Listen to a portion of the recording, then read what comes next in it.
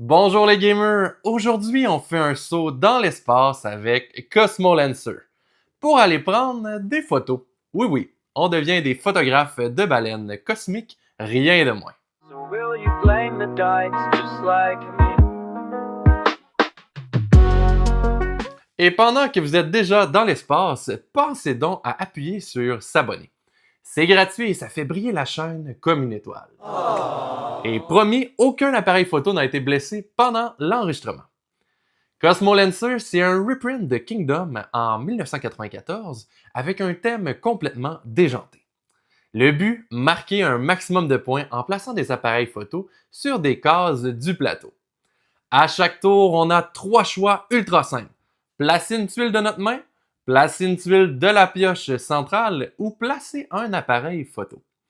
Les tuiles ont des valeurs positives ou négatives et certains viennent twister les règles des lignes où elles sont placées.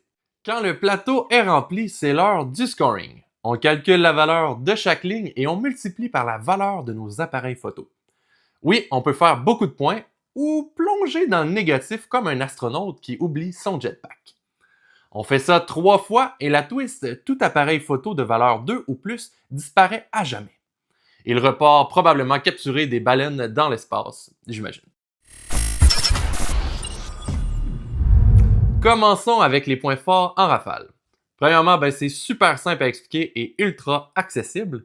Le setup, lui aussi, voyage à la vitesse de la lumière. Les parties durent 30 minutes top chrono, et ce, peu importe le nombre de joueurs. Ça crée des moments drôles et des coups bas délicieux. Pour les points faibles, c'est chaotique. Vraiment chaotique. La stratégie est, disons, minimale, et la chance domine la partie du début à la fin. Est-ce que je vous ai dit que c'était chaotique? Parce que c'est chaotique. Puis finalement, le thème est aussi présent que l'air sur la Lune, donc pas beaucoup. Classique Rainer Knizia. Pour les jeux similaires, honnêtement, c'est difficile de trouver un match parfait. On pourrait dire Carcassonne ou King Domino pour le placement des tuiles simples, mais c'est vraiment comparer des pommes et des oranges en orbite.